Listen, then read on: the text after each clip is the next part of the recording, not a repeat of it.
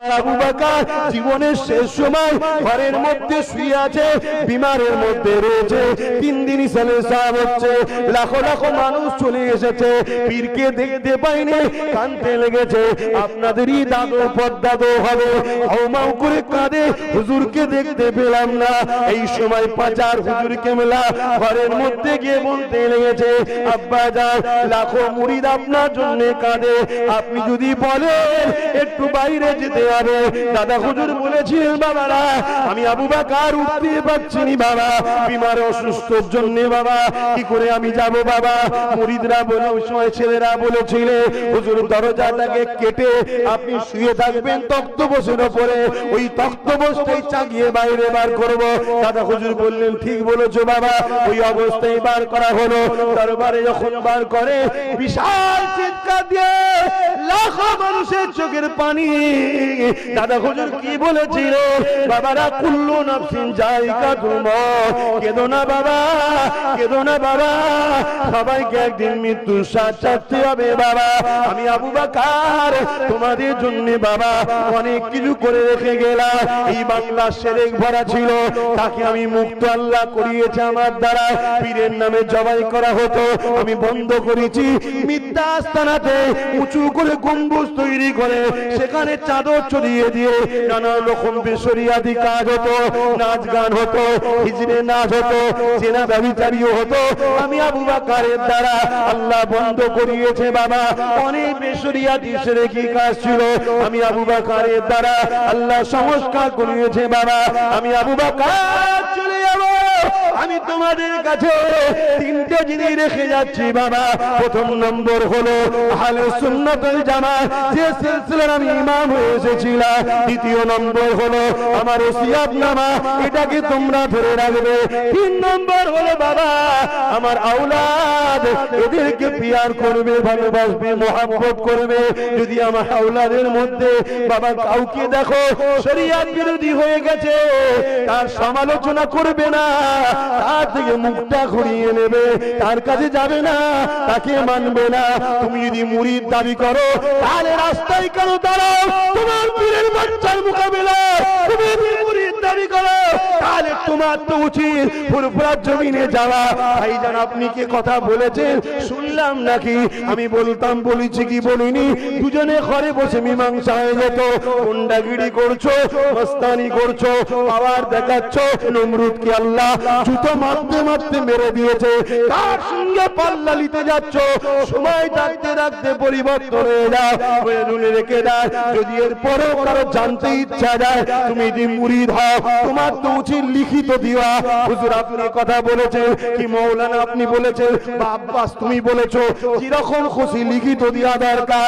রাস্তায় দাঁড়িয়ে তুমি যদি ঝগড়া লাগা, সমাজে মেসেজ যাবে মোল্লাদের রান খাওয়ালিয়ে ঝগড়া হচ্ছে। ইতিহাসের পাতা খুলে দেখে নাও, এই জমিনের উপর ইসলাম এত সহজে আসেনি গো। এ যুবকেরা আজ মুসলমান দাবি করো, লম্বা লম্বা গলা করে নবীর উম্মত দাবি করো। এই জমিনের উপরে আল্লাহ দি নবী পাকের সুন্নাত এবং কলেমা ঝান্ডা, শরিয়াতের ঝান্ডা, ইনসাফের ঝান্ডা, মানবতার ঝান্ডা, ইনসানিয়াতের ঝান্ডা এত সহজে প্রচার হয়নি গো। আল্লাহ নবী যখন বলেছিল লা ইলাহা ইল্লাল্লাহ আনা মুহাম্মাদুর রাসূলুল্লাহ, এই জমিনের মানুষ কেউ মানতে ছিল না। সর্বপ্রথম যিনি মেনেছিলেন তিনি অন্য কেউ নয়, আমার দাদাজান এবং জামানার মুজাহিদ দাদা হুজুর পীর কেবলা 30 পোস্টের ঊর্ধ্ব পূর্বপুরুষ হযরতে সিদ্দিক আকবর কোনো প্রশ্ন না করে আল্লাহ নবীর হাতে হাত দিয়ে ঈমানের নূরের কালেমা পড়ে নিয়ে দিনে মুহাম্মাদিতে প্রবেশ করে। আরো জোরে বলুন সুবহান। এই জমিনের উপরে এই দিনটা প্রচার এত সহজে হয়েছে মনে হচ্ছে নাকি? সব জায়গায় মাথা গরম ভালো নয়, হালকা বয়সে রক্তের গরম আছে। হ্যাঁ, তুমি দুনিয়াবি খেয়ালে গান শুনে ফেলেছো, তওবা করে ফিরে আসো। নামাজ কাজা করে ফেলেছো, তওবা করে সিজদায় পড়ে যাও। সিনেমা দেখে ফেলেছো, তওবা করে ফিরে আসো। যাত্রায় চলে গেছো, তওবা করে ফিরে আসো। ফাংশনে চলে গেছো, তওবা করে ফিরে আসো। শরাব পান করে ফেলেছো, তওবা করে ফিরে আসো। অন্যায় করে ফেলেছো, তওবা করে ফিরে আসো। আমার আল্লাহ পাকের নাম রহমান, আমার আল্লাহ পাকের নাম রহিম। নবী আমার জানিয়ে দিলে, এ আমার উম্মত উম্মতিরা, তোরা আমার উম্মত হওয়ার জন্য আল্লাহ তোদেরকে অনেক সুযোগ দিয়েছে। অন্য নবীর উম্মতেরা গুনাহ করলে সেই নবীর উম্মতদের জন্য শাস্তি অপদার্থ ছিল, আসমান থেকে সঙ্গে সঙ্গে শাস্তি এসে যেত। এ আমার উম্মতেরা, আমি নবী আমার খাতিরে আল্লাহ পাক তোদেরকে অনেক মাকাম দিয়েছে রে। কি রকম মাকাম দিয়েছে? তোরা যখন অন্যায় করি ফেরেশতা লিখতে যায়, আল্লাহ বলে লিখবি না, আগে করু, যদিও করে ফেলি আল্লাহ বলে এখনো লিখবি না।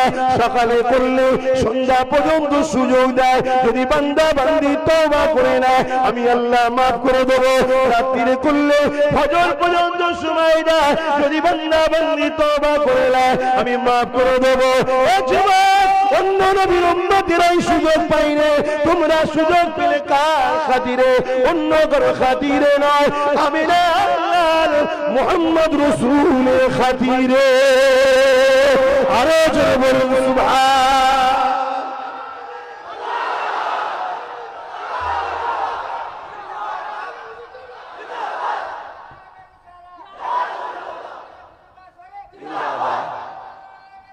আল্লাহু আকবার।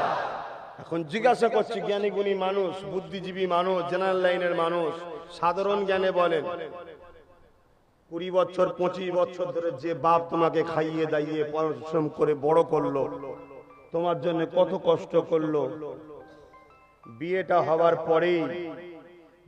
হবার পরেই তুমি যদি নিজের বাপকে বাপ বলা ছেড়ে দিয়ে এখন শ্বশুর যদি আব্বাজান হয়ে যায়, নিজের বাপ বুড়ো হয়ে যায়, এই ছেলেটাকে তোমরা কি ভালো নজরে দেখবে? কথা বলছো না কেন? যে রসুলের জন্য সবকিছু পেলাম, সেই রসুল ছেড়ে দিয়ে এখন কোথা দুনিয়ায় একটা কাউকে পেয়েছি, সে দরদি আপন হয়ে গেছে রসুলের থেকে। খুব সাবধান, আমাদের কাছে কুরবান সবকিছু করতে রাজি, মোহাম্মদ রসুলকে ছাড়তে আমরা রাজি নয়। আর আমরা সবার সঙ্গে বন্ধুত্ব করতে রাজি মোহাম্মদ রসুলের স্বার্থে। কথা ঠিক না বেঠিক? বাপেরা, নওজোয়ান তরুণেরা মন দিয়ে শোনেন, আল্লাহ নবী, নূহ নবী, দয়া নবী, হায়াতুন নবী, নবী পাক দ্বীন ইসলামের প্রচার করলে কেউ মানতে চাই না। আবু বকর সিদ্দিক মেনে নিয়েছে। আল্লাহ নবী আবু বকরকে সাথে করে নিয়ে কাবার জমিনে দাঁড়িয়ে গেলেন। বাবা আবু বকর, কেউ তো আমাকে মানেনি, তুমি আমার কথা মেনে নিয়েছো বাবা, তুমি একটু বলো বাবা, আমার বিষয়ে বলো বাবা। হযরত আবু বকর দাঁড়িয়ে গেলে, এলাকার মানুষরা শোনো বাবা, আমি আবু বকরকে তোমরা কোন নজরে দেখো। হযরত আবু বকর সম্বন্ধে এলাকার মানুষরা বলতে লাগলো, আবু বকর, কখনো তোমাকে ঝগড়া করতে দেখিনি, কখনো তোমাকে গালমন্দ করতে দেখিনি, কখনো তোমাকে বুড়াই কাজে দেখিনি। তুমি বড় চরিত্রওয়ালা, ভদ্র সভ্য মানুষ, তুমি সত্য কথা বলো, মিথ্যা বলো না। আমার আবু বকর এই সময় বলেছিল, বাবারা, এলাকা মানুষেরা, তাহলে আমার কথা শোনো, ইনি হলেন মুহাম্মদ রাসূল, ইনাকে নবী বলে মেনে না, এক আল্লাহর দাসত্বকে মেনে না। তোমরা পড়ে না, আমি আবু বকরও পড়ে নিয়েছি, লা ইলাহা ইল্লাল্লাহ মুহাম্মাদুর রাসূলুল্লাহ। এই কথাটা যখনই বলেছিল, এলাকার মানুষেরা বড় বড় পাথর নিয়ে আবু বকরকে মারতে লেগেছে। শোনো শোনো যুবক, এই জমিনে মাথায় টুপি এখন অনেক পাবে, দাড়ি এখন অনেক পাবে, জুব্বা এখন অনেক পাবে, মসজিদ অনেক পাবে, নামাজ এখন অনেক পাবে, পীর এখন অনেক পাবে, পীরজাদা অনেক পাবে, দরবার অনেক পাবে। ওই যুবক, কিন্তু সেদিন জমিনের উপরে কেউ ছিল না আল্লাহ মারা, কেউ ছিল না নবীকে মারা। সেদিন আমার আবু বকর যখনই নবীর পক্ষে কথা বলেছিল, আল্লাহর পক্ষে কথা বলেছিল, আমার আবু বকরকে তৎকালীন আবু জেহেল, উতবা, সাইবা, আবু লাহাবরা মেরেছিল। সেই আবু বকরের খুন আমার শরীরে আছে।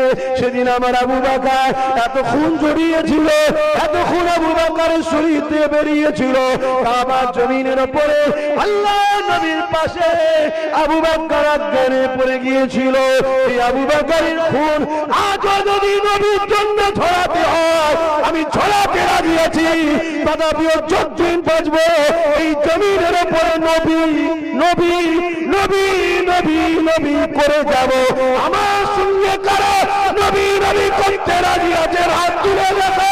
নবী নবী নবী নবী নবী নবী, ইয়া রাসূলুল্লাহ, ইয়া রাসূলুল্লাহ, ইয়া রাসূলুল্লাহ, ইয়া রাসূলুল্লাহ, ইয়া রাসূলুল্লাহ, ইয়া রাসূলুল্লাহ, ইয়া রাসূলুল্লাহ, ইয়া রাসূলুল্লাহ, ইয়া রাসূলুল্লাহ, ইয়া রাসূলুল্লাহ, ইয়া রাসূলুল্লাহ, ইয়া রাসূলুল্লাহ, ইয়া রাসূলুল্লাহ, ইয়া রাসূলুল্লাহ, নারে তাকবীর।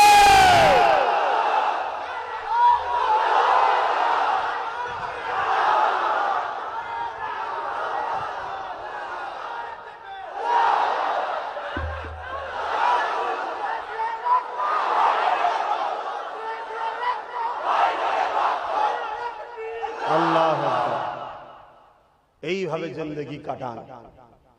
আমি গুনাহগার, তোমাদের সবার থেকে বেশি গুনাহগার আমি। তথাপিও আমি আশা করে আছি আমি জান্নাতে যাব। কেন? আমি তোমাদের সবার থেকে গুনাহগার, তথাপিও কিন্তু জান্নাত যাবার আশায় বসে আছি। কেন? এই শুনছেন না? কেন? আল্লাহর কোরআনের একটা আয়াত আছে, ওয়ালা সাউফা ইউতিকা রাব্বুকা ফাতারদা। হাফেজ সাহেবদের আলেমদের জিজ্ঞাসা করুন, ওয়ালা সাউফা ইউতিকা রাব্বুকা ফাতারদা, এই আয়াতের তাফসীরে শুনছেন তো? এইদিকে খেয়াল আছে তো? এই আয়াতের তাফসীরে কি বলছে? কিয়ামতের দিনে আমার আল্লাহ তেনার হাবিবকে বলছেন, হাবিব, ওয়ালা সাউফা ইউতিকা রাব্বুকা ফাতারদা, আমি আপনাকে অচিরে, অর্থাৎ ময়দানে মাহশরে মুফাসসিরিনরা বলছেন এত দিয়া দেব। যুবক, রাস্তা ঠিক করো, রাস্তা ঠিক করো। হুজুরের মিষ্টি হাসিতে ভেসে যাওনি, বক্তা সাহেবের মিষ্টি কথাতে ভেসে যাওনি, 200, 500, 1000, 10,000 টাকাতে নিজের ঈমানকে বিক্রি করে দিওনি। বুঝার চেষ্টা করো।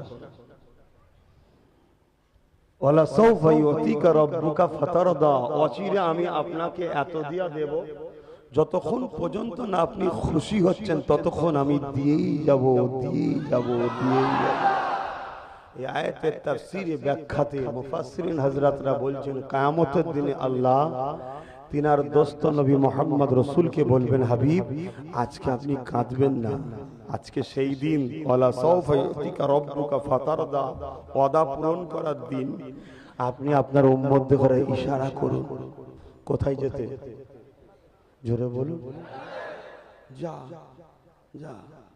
নবী ইশারা করতে থাকবে, আর আল্লাহ কুদরতি নজরে হাবিবের দিকে তাকিয়ে থাকবে। যতক্ষণ না নবী হাসবে ততক্ষণ আমরা জান্নাত যাব। জোরে বলুন সুবহানাল্লাহ। আরে আমার নবী সাল্লাল্লাহু আলাইহি ওয়াসাল্লামের পিছনে নামাজ পড়তো রাইসুল মুনাফিক আব্দুল্লাহ ইবনে উবাই, এবং সে এমনও করেছে আমার নবী যখন মদিনাতে ঢুকতো সাহাবাদেরকে লক্ষ্য করে বলতো, এ সাহাবারা চুপ করো, মুহাম্মদ রাসূল আসতে লেগেছে। কিন্তু আব্দুল্লাহ ইবনে উবাই সুযোগ খুঁজতে লেগেছে কখন মুহাম্মদকে জড়ানো যাবে। হঠাৎ করে একদিন দেখা যায় আমার আমার নবী পাক সাল্লাল্লাহু আলাইহি ওয়াসাল্লাম আহলিয়া আমাদের সকলে আম্মা জান হযরত আয়েশা সিদ্দিকা সফর থেকে আসার সময় অনেক বড় কথা আপনারা নিশ্চয়ই জানেন।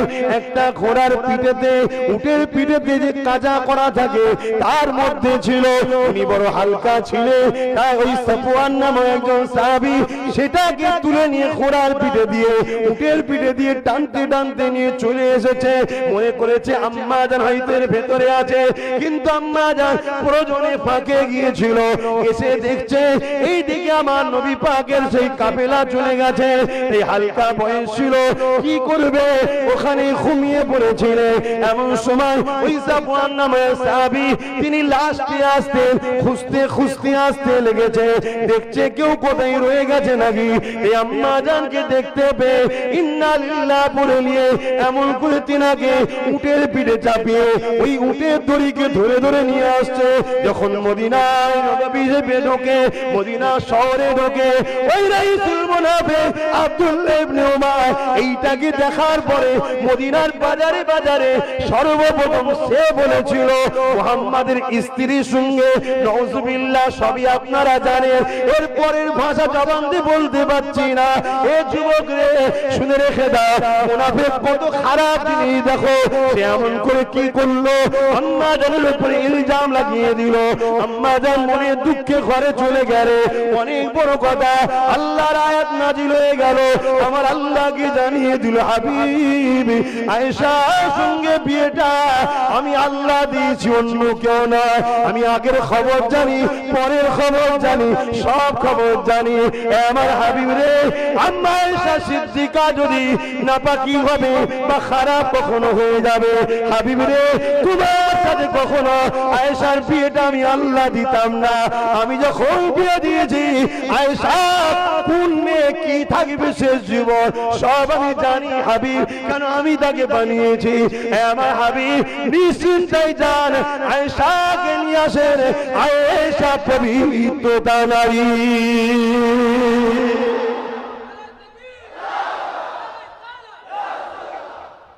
বুঝতে পারছেন মুনাফিক কি জিনিস? এই দাড়ি, নামাজ, ওহ কি দরদ।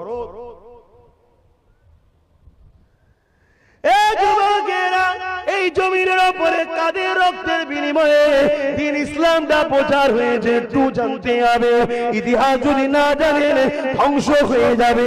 এখন যদি কেউ ইতিহাস অস্বীকার করতে চান, তাকে আমি বলবো আল্লাহর কোরআনটা খুলে দেখো, আদেশ নিষেধ কতটা আছে আর ইতিহাসটা কতটা আছে। কোরআনকে যদি 3 ভাগে ভাগ করা হয়, বুঝাবার জন্য বলছি 2 ভাগের বেশি ইতিহাস রয়েছে। সে আপনি ইউসুফ নবীর জীবনী পড়বে, মুসা শরীফ জিন্দাবাদ, দাদা হুজুর জিন্দাবাদ, বড় হুজুর জিন্দাবাদ, মেজে হুজুর জিন্দাবাদ, সেজে হুজুর জিন্দাবাদ, ন হুজুর জিন্দাবাদ, ছোট হুজুর জিন্দাবাদ। এরকম করে তকবীর দিয়ে 21/23 বালগো 3 দিনেতে 1,70,00,000 উপরে লোক ইবারে হয়েছিল। এ মুসলমানেরা, এই তকবীর দিয়ে যাওয়া মানে কিন্তু মুরিদ নয়। একে মুরিদ বলে? মুরিদ কাকে বলে? পীরের হুকুম মানা, তাই তো নাকি? পীর যাওয়ার সময় কি বললো? আমার 2 ধরনের বাচ্চা রেখে গেলাম, একটা রক্তের ছেলে, একটা কলমের ছেলে, একটা আটির গাছ, একটা কলমের গাছ। দুজনকে শিক্ষা দিলে এরা যখন তোদের কাছে আসবি এদেরকে ভালোবাসবি, আর মুরিদদেরকে শিক্ষা দিল তোরা আমার বাচ্চাদের ঘরে গ্রামে নিয়ে যাবি, ওয়াজ করাবি, তাদের কথা শুনবি, তাদের পাশে বসবি, তাদের সাথ দিবি। আমি আবু বকর তোদের দুজনদের জন্যই কবর থেকে দোয়া চাইবো। জোরে বলুন সুবহানাল্লাহ। দাদা হুজুরের ছেলে হিসেবে আমাদের দুজনের পীরের কথা শুনতে হবে না? হবে না?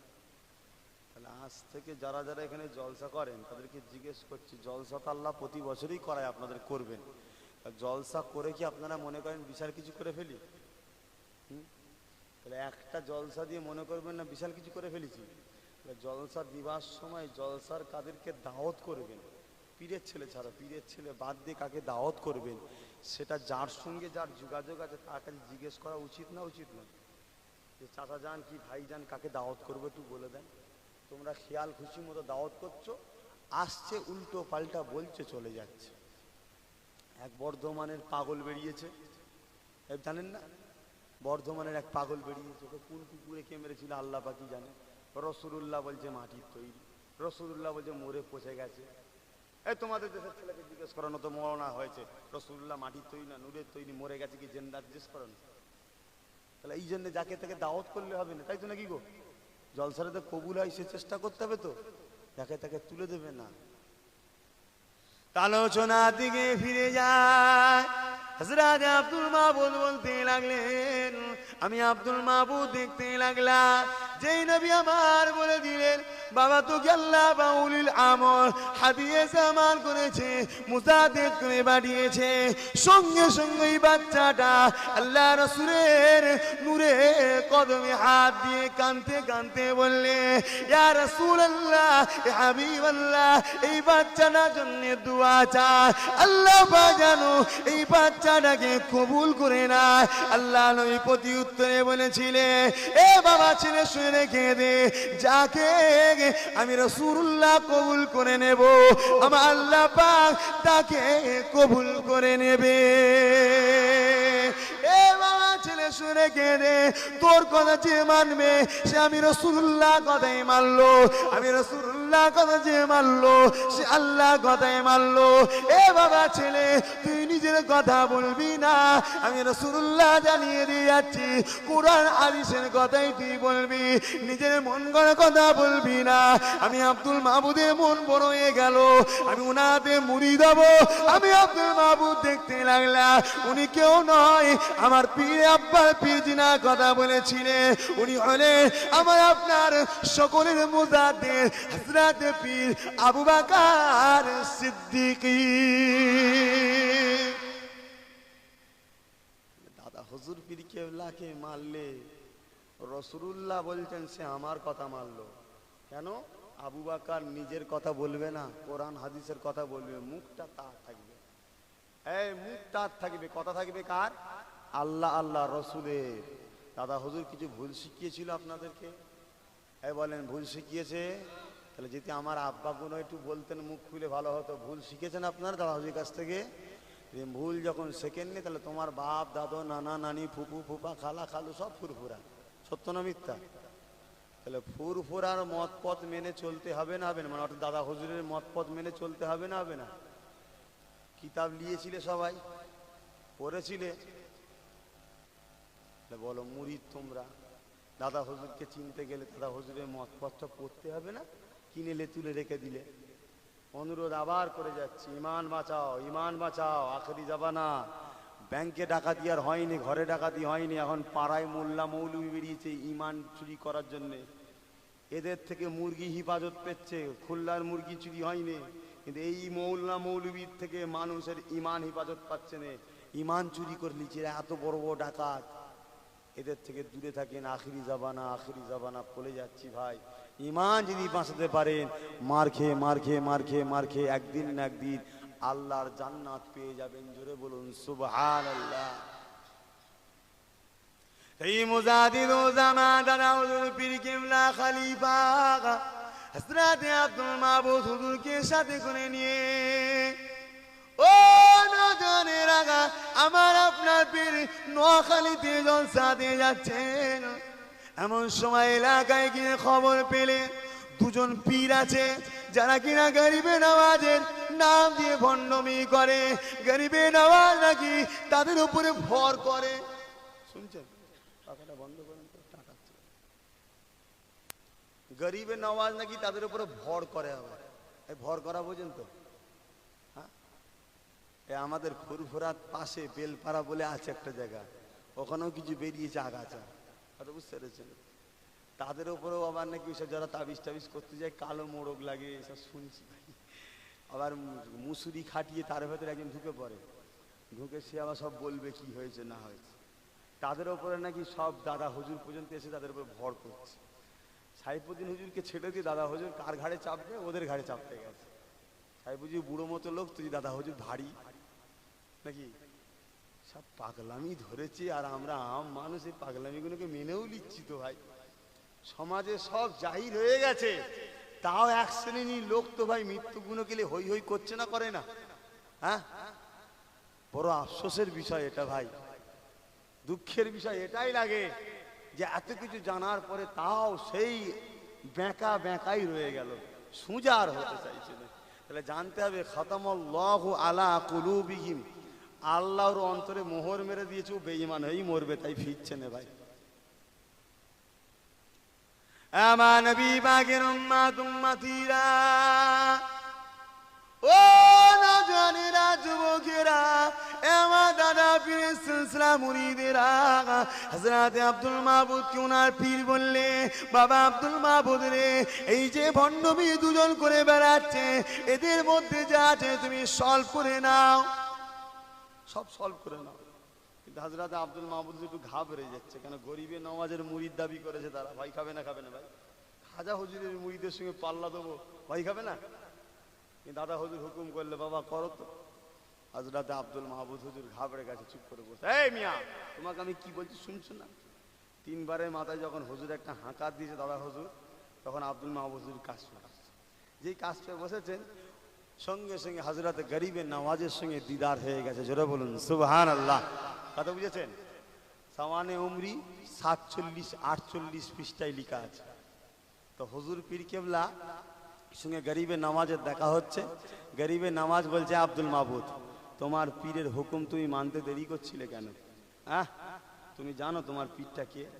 তোমার পীর হলো এই জাবানার হাদি, তিনি যা বলবে মানুষকে শুনতে হবে। জোরে বলুন সুবহানাল্লাহ। এই তোমার পীর এই দুজনের কথা বলছিল না? দেখছে গরিবী নামাজের দরবারে থামে বাঁধা রয়েছে লোক দুটো, এই দুজনের কথা বলছিল। যে হুজুর, ওর মধ্যে যা ছিল আমি গরিবের নামাজি সলভ করে নিয়েছি। জোরে বলুন সুবহানাল্লাহ। এই তোমাদের দাদা হুজুর, বুঝতে পারছেন তো আল্লাহ কি নিয়ামত করেছে তিনাকে, কি দরজা, কি সম্মান দিয়েছে। তার গুলামি করে করে বাংলার জমিনে হাজার হাজার তারা হয়ে বসে আছে। আল্লামা রুহুল আমিন সাহেব, আল্লামা পানি গোবরা হাফেজ সাহেব, আল্লামা নিসারউদ্দিন সাহেব, আল্লামা আব্দুল মাহবুব সাহেব, দাদা হুজুর পেয়ে গেলে 5টা ছেলে, সব দাদা হুজুরের গোলামি করে বড় হয়েছে না হয়নি? তা আপনারা যদি পীরের গোলামি করেন, দাদা হুজুরের গোলামি বলতে কি তার হুকুম মানা, তার হুকুমগুলিতে আপনারা মেনে চলেন, আপনারা বড় হবেন না? এই বলেন না, বড় হবেন না? রাজওয়ানেরা, যুবকেরা, মুরব্বিয়ানেরা, ও নেবাগের উম্মত উম্মতিরা, শুনে রেখে দেন, আল্লাহ আমার আপনার পীরকে কি নিয়ামতের মানুষ করেছে, কি সম্মানের মানুষ করেছে। আমার আপনার পীরকে একটা মানুষ দাওয়াত দিলে, হুজুর আমি আপনার গরিব মুরিদ, হুজুর আপনি আমার বাড়িতে একটু আসবে। আমার আপনার পীর বললেন, বাবা মুরিদ যাও, অমুক দিন আমি তোমার বাড়ি যাব। মুরিদ বড় আশা করে রয়েছে, পীর আমার বাড়িতে আসবে। মুরিদ ঘরেতে সুন্দর সুন্দর কাপড় বিছানা করতে লেগেছে, পীর এসে বসবে, সাজাতে লেগেছে, গরিবার যতটা ক্ষমতা আছে সেই মতো বিছানা করতে লেগেছে। এ না জানেরা, আমার আপনার পীর এই রকম ভাবে মাটি টেনে চেপে চেপে একটা জায়গায় গিয়ে দাঁড়ালে, যে জায়গা থেকে 3 কিলোমিটার এখনো হেঁটে যেতে হবে। 3 কিলোমিটার। দাদা হুজুর বলছে, বাবা তুই তোর পীরকে নিয়ে এসছিস, এটা পালকি ঠিক করতে পারলিনি বাবা। 3 কিলোমিটার দূরে লোকটা কিন্তু ঘরে বিছানা করছে, শুনছেন তো ভাই? এই শুনবেন না? দাদা হুজুরের কথা অসুবিধা হচ্ছে? 3 কিলোমিটার দূরে তোদেরই বাপ রে ভাই, তারা দাদা হুজুরের আওলাদ নয়, তোদেরই বাপ। তোদের বাপগুলোকে আল্লাহ কি করেছে সেটা শোন। শুধু দাদা হুজুর শুনবি, আল্লাহ তোমাদের বাপগুলোকে কি করেছে সেটা শুনে রেখে দাও। তোমাদেরই ঘরের ছেলে তারা। দাদা হুজুরকে শুধু ধরেছে আর গোলামি করেছে, কি তৈরি করেছে শোনেন। 3 কিলোমিটার দূরে বিছানা ঠিক করছে, পীর আসবে। আর দাদা হুজুর সিম্পল বলছে, বাবা যেন সামনে দাঁড়িয়ে আছে, তোর পীর আসবে, তোরা পালকি ঠিক করতে পারলি? জানিস না তোর পীর হচ্ছে জমিদার? হ্যাঁ, এই 3 কিলোমিটার হেঁটে যাবো? আমি চললাম ওইখানে 3 কিলোমিটার দূরে বিছানা ঠিক করতে, তো বলছে হুজুর যাবেন না। জোরে বলুন সুবহানাল্লাহ। আমি জিজ্ঞাসা করছি, 3 কিলোমিটার দূরে দাদা হুজুরের কথাটা ওই লোকটা কোন কানে শুনেছিল? ও তো তোমাদের ঘরের লোক। শুধু ছোট হুজুর, বড় হুজুর, 5 হুজুর বলি ছিল, তোমাদের ঘরের লোক বলি নেই? ভুল বলছি নাকি? তোমাদের ঘরের লোক বলি নেই? তোমাদের ঘরের লোকটা কানটা কোন কানে তো শুনেছিল ভাই কথাটাকে? কথা বুঝছেন তো? ধরেন, আল্লাহ আপনাদের ঘরেও দেবে। হুজুর আমি গরিব, ব্যবস্থা করতে পারিনি। হুজুর যাবেন না। আবার পীর হেঁটে হেঁটে লোকটার বাড়ি গেল। কথা ওটা নয়, কথাটা হচ্ছে এটাই যে ওই লোকটা কোন কান দিয়ে শুনেছিল। কান তো আমাদেরও আছে, এখন হরেন দিলে লোক শুনতে পাচ্ছে না। ওই মানুষটা কোন কান তৈরি করেছিল যে মানুষটা তোমাদেরই মতো একটা সাধারণ ঘরের ছেলে দাদা হুজুরের হাতে হাত দিলেন। শুধু তাই না, আমার আপনার পীরে হাতে হাত দিয়ে ও নজরের আগা হযরতে আব্দুল মোমেন জিনার নামে ছিল। হুজুর আমার পীরে দরবারে মুরিদ হলেন, হিন্দু ঘরের ছেলে, প্যান্ট শার্ট পরে পীরের সামনে এলেন। হুজুর বেয়াদবি নেবেন না গা, এ পুরপুরা বিন আবু বকর, আমি ইসলাম কবুল করতে চাই, আমি আল্লাহকে পেতে চাই, নবী পাককে পেতে চাই। আমার আপনার পীরে হাতে হাত দিয়ে তওবা করে ইমানে নূরে কালমা পড়ে মুসলমান হয়ে যায়। এ নাজারেরা, আমার আপনার দাদা পীর একটা জায়গায় ওয়াজ করতেছিলে, এমন হুজুর আমার ওয়াজ করতে করতে মুরিদদেরকে বললেন, বাবা মুরিদেরা, বাবারা, যখন তোমরা কিছু খাবে বিসমিল্লাহ বলে খাবে। এ কথাটা একটা বাচ্চা বাউনের মেয়ের কানে পৌঁছে যায়, এই বিসমিল্লাহটা মুখস্থ করে নেয়, যা খায় বিসমিল্লাহ বলে খায়। মা বাপের সামনে বিড়বিড় করে, মা বাপ বুঝতে পারে না, আস্তে আস্তে যাই হয়ে যায়। একদিন মা বাপ চলে যায়, এ আমার মেয়েটা বিসমিল্লাহ বলে খাচ্ছে। বাউন চিন্তা করতে লেগেছে আমার নামকে ডুবিয়ে দেবে, তাই ইচ্ছা করে নিয়ে একটা মাটির হাড়ির মধ্যে একটা বিষধর সাপকে দিয়ে ওই বাচ্চার সামনে দিয়েছে, একটা পাত্রে রেখে ঢাকা দিয়েছে। বাচ্চার খিদে পেয়েছে, মা খেতে দেয়। ওই সময় বাবা বলল, বাবা মেরে ওই জায়গাতে মিষ্টি রয়েছে মাটির হাড়ের মধ্যে, যা বাবা খেয়ে নে। কিন্তু এই মেয়েটা বিসমিল্লাহ বলে যেই মাটির হাড়িতে হাত দিয়েছে, বাউন আর বাউনের স্ত্রী চিন্তা করছে এবার আমার মেয়েটা মরে যাবে, মরে যায় আপদ মিটে যাবে, ইজ্জত না চলে যায়। এ নজরেরা দূর থেকে দেখছে বড় বড় রসগোল্লা তুলে ওই মেয়েটা হাড়ির মধ্যে থেকে খাচ্ছে।